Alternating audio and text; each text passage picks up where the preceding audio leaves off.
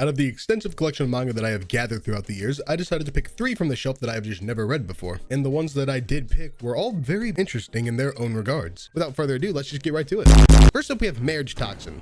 They say love can bloom on the battlefield even during the toughest of wars, but for Geto, our main character, that's not even a possibility. Assassins throughout history have honed their skills to be the finest degree they can, so they can kill more efficiently and then they pass it down to the next generation, to hone that skill to be even stronger, even better than the previous generation. And with this being so centered around the dark underworld that is Assassins, it's not shy of unique characters with very flashy techniques that, if they really got serious, you don't really know what they could do. Geto is one of the last remaining members of the Poison Master clan, along with his sister. These are the only two that can bear a child. With Geto's sister having a girlfriend and living a more comfortable life being a civilian, not training in the style of Poison Master, this causes some complications with their grandmother, as she plans to have a new heir to the clan and she demands that one of the two has a child. With Geto not being so sold on the idea, Have you thought about the marriage yet?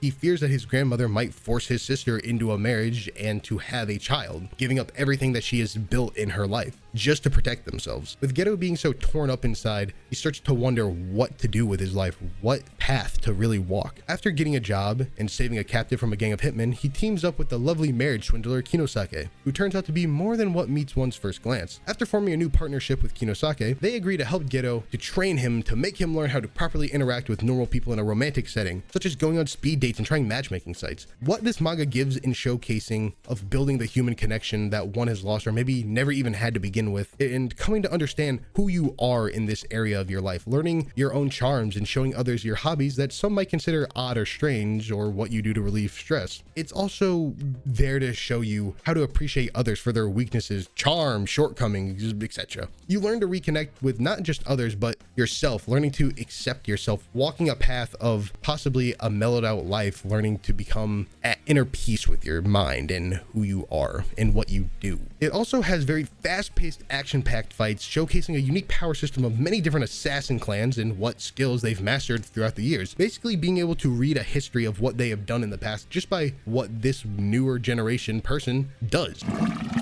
Being able to understand like what kind of jobs that they were probably assigned for back in the day. It's very interesting to look at and see. It has a lot of environmental storytelling just by looking at a character alone. And no fight is ever one-sided. No matter what, you will not really be able to know who is going to win just because of how bizarre some of these abilities are. I definitely recommend this manga because it's not just the shonen, but it is a very nice and sweet story about learning to overcome your shortcomings and accept yourself for having shortcomings in general. Very lovely, and I recommend it a lot. Next up, we have a very unique one for a few different reasons. I really enjoyed this one a lot, and I definitely can recommend this one 100%. Let's get to it. Next up, we have Colorless. The world has been twisted and warped. Humanity and humans are thrown into a semi-stone age, distorting the human image, morphing the faces of what we've known as the normal human face into what one could only describe as monsters or bugs, stripping the world of any color and pigment. This is known as the Mercy Pulse, a massive solar flare that took place, changing everything, with any piece of color being worth hundreds of millions now, but also holding a power that previously wasn't known or utilized, as we never studied color this in depth. This study in action produced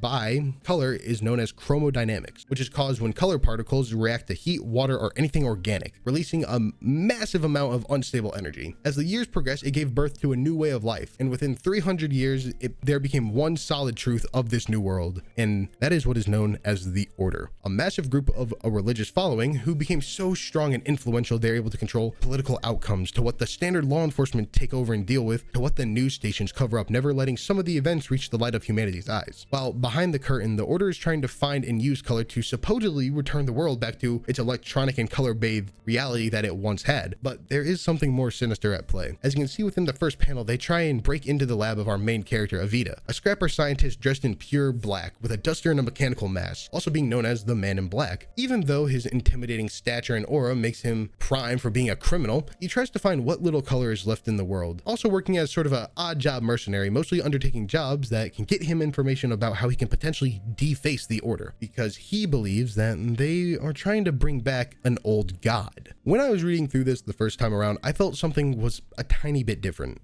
As I went back and started to read some of the fight scenes and look at the city landscape shots, something started to click in my head. Something was really standing out, and it's the very thick and heavy black lines and the shadows, almost like a Western comic book, which actually apparently it does pull some inspiration from. Back during the creation of Colorless, the mangaka Kent had a friend that told him you should make a Western style booklet. So there is a bit of a connection between the two, which is very interesting as it's just not really something you see too much. You do see manga or mangaka artists really liking some characters, be it My Hero Academia's mangaka really liking Marvel Comics, Araki, JoJo's Bizarre Adventures mangaka really liking older music. It's not uncommon for mangaka to like something that is from, you know, the Western sphere of things. When it is coming to the style of it, the very thick and heavy lines, it's interesting. It's very stylized. And with what little color you do see in the first volume, it is very impactful to see. It goes to show that it's not just thrown into random spots here and there just to show that color is still around, be it very rare. It shows that the mangaka used it well to truly put the extreme oomph and emphasis on the moment when you do see it, meant to catch your eye and hook you that much more into what's really happening in this world. And it is very nice seeing a noir themed series done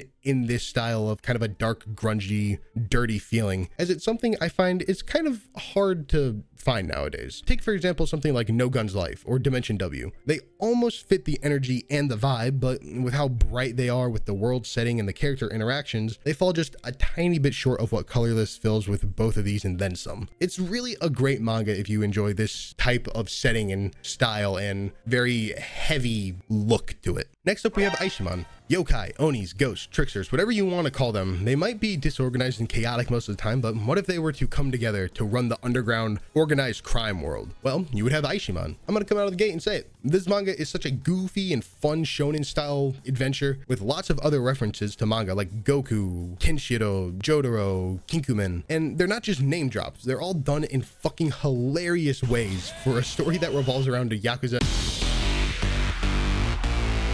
and small-time criminals. Following the death of the strongest Yakuza family, Enma Syndicate's main chairman, Kaiho, it left a massive power struggle between every and all other families wondering who will be next in line to hold the power not over just the Enma family, but practically every family and territory that they hold. Not soon after, we meet in a gym that has experienced pure chaotic destruction from our main character, a human who can't seem to land a single job anywhere thanks to his unrivaled strength. Since birth, he dreamt of being a manga protagonist, going as far as to train like the heroes that he loved to read about every day, becoming so ungodly strong, but being kicked out of every school that he ever attended and every job that he ever held, one, for fighting too many people who thought they could stand a chance, or just being so strong that he breaks everything that he tries to do. He sits in a slump wondering what to do with his life, but just in time, fate comes walking through. A gang of Yakuza are chasing a very peculiar looking girl. His body moves on its own, looking for a fight that can truly make him feel like his manga protag dreams are coming true. He easily beats the low ranking gang members and comes to the fateful meeting with Urara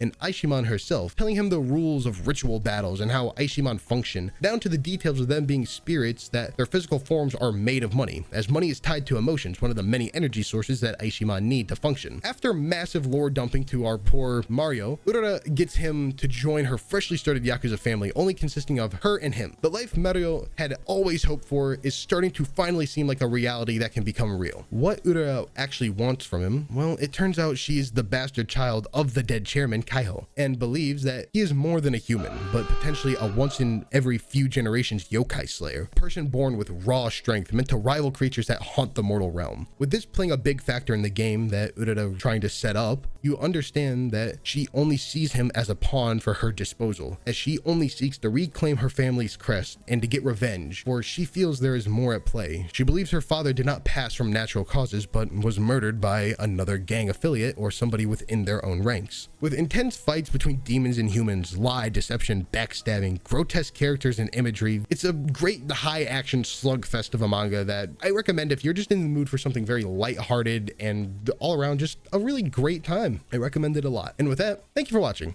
If you do want to check out these manga, I will leave the name to them all down in the description below, just so you can copy and paste them, look at them, go and find them yourself. And do leave me your comments down below if you already have read these. Tell me what you think about them, because there are Colorless is one that I definitely am going to continue reading. Marriage Toxin as well. Aishimon, I might, because it is a fun, goofy romp. As always, like, comment, subscribe, leave video suggestions down below if you want me to do something that you think would make a good video idea. All my socials are down there as well. Twitter, Twitch, Twitch, you know, all the good stuff. Thank you for watching as you always do, and be ready for more videos that are coming relatively soon. Choghii.